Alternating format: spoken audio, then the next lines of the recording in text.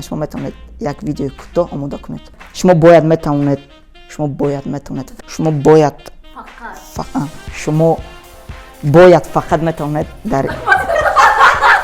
باید فقط میتونید ویدیو کوتاه